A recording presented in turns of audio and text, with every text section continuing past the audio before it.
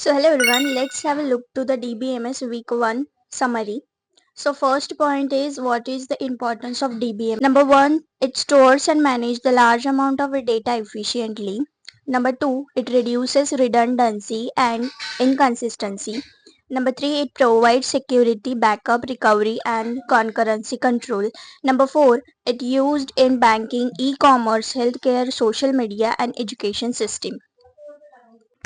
So let's look to the second point, and that is the historical perspective. This is very important for questions in the DBMS for the week 1. So you can go through it with this table that like 1950s and early 1960s. And there were the magnetic tapes, sequential axis and punch cards. This is important.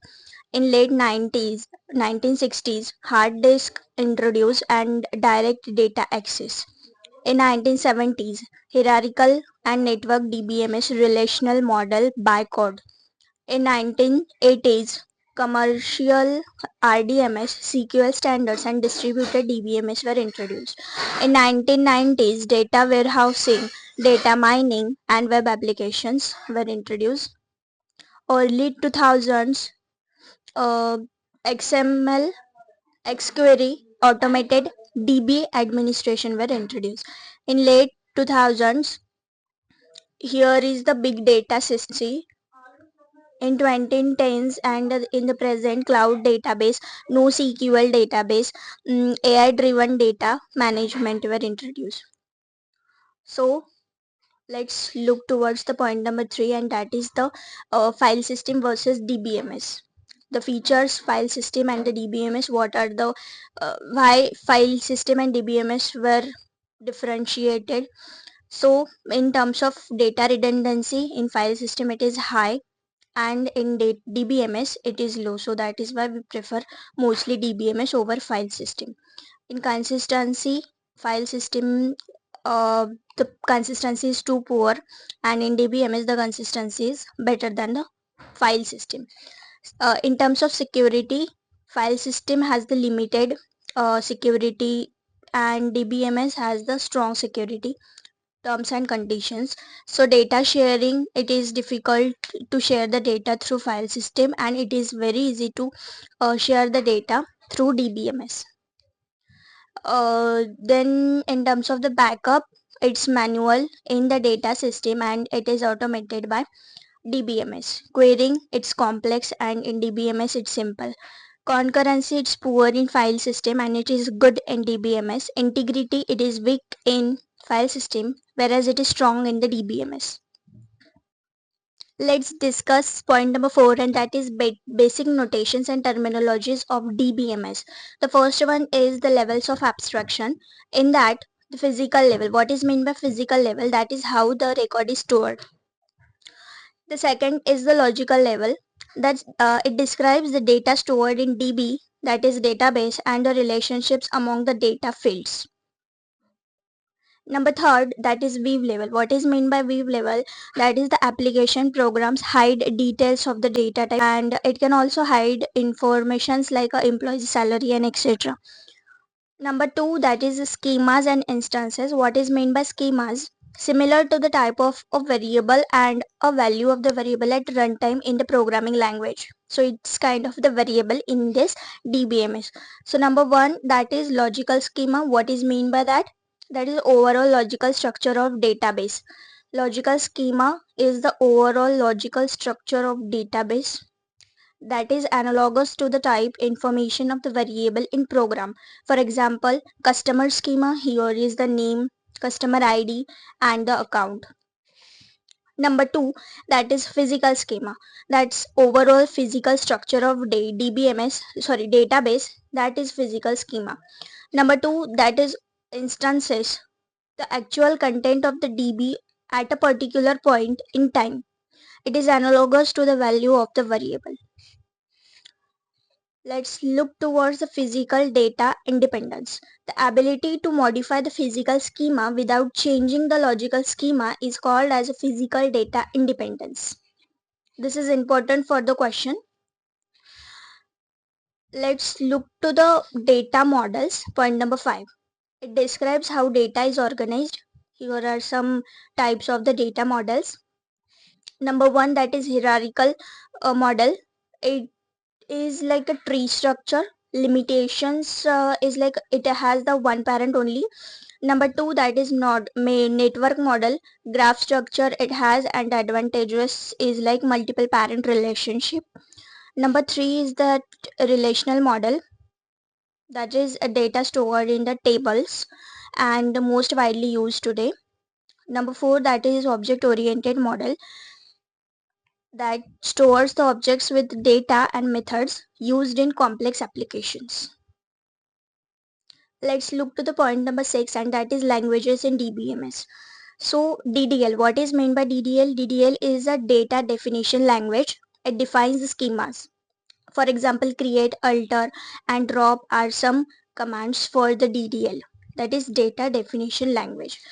Number 2, that is DML, that is data manipulation language. It insert, delete, update, retrieve the data.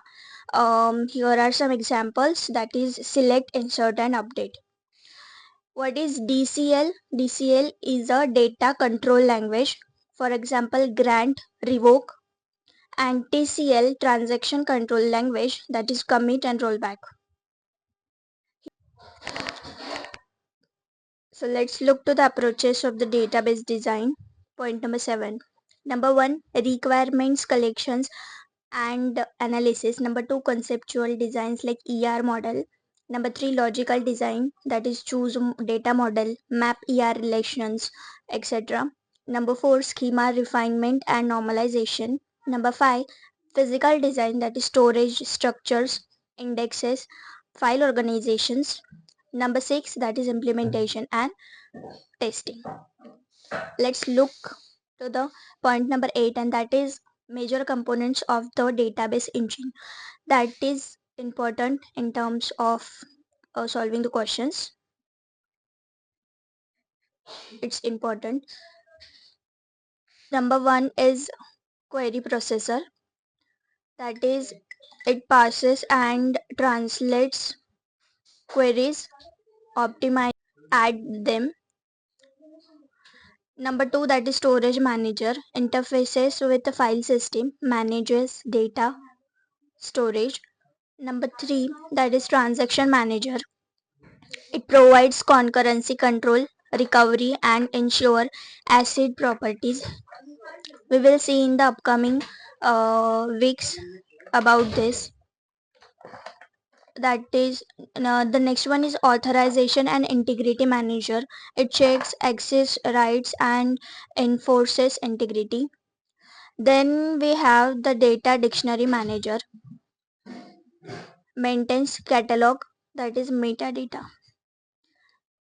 Let's look towards the diagram of the database internals and architectures. Here is the external level, that is wave level. Then the conceptual level, that is logical level, and internal level, that is physical level, and here is the database. So here are some diagrams related to the week 1, and that is also the important one to study. So point number 10 is about models of database management system, that is DBMS. The first one is centralized DBMS. Here is some mind map for that, and that is users or applications. Here is the DBMS, and then the database.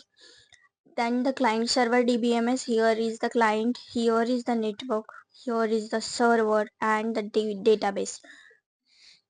Distributed DBMS, like a peer to peer. So here is the site 1, site 2 and site and number of sites, and here is the communication network. Point number 11, it is important for the questions. It is important. Client server RDMS era, 1970s to 1980s. The DBMS runs on servers, multiple clients access and scale up or scale out. Here is the important mind map to keep in mind for the week 1 important questions. Here is the RDMS clients, that is Cbase, Oracle, scale up systems, and the server SQL servers in Informix and MySQL. So this is important. So this was all about the theory part of the week 1 DBMS, and as we go more in depth week wise, you will be able to see lot of sessions related to practice questions and PYQs for the interns and quizzes. Also I will try to upload some stuff related to projects. So yeah, if you are new here, then don't forget to subscribe this channel and also comment if you want some help from my side. So this is it for today. See you in the next one. Okay, bye.